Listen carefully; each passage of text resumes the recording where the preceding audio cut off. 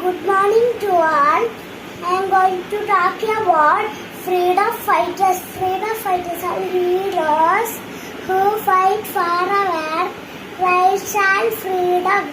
They sacrifice their life for the betterment of society.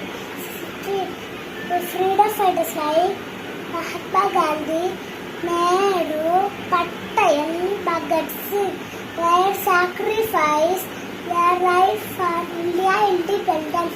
My favorite freedom fighters is Mahatma Gandhi. Mahatma Gandhi, he used non-violence to free India from British. India got independence on August 15, 1947. Freedom fighters are heroes and role models. Thank you. Jai Hind.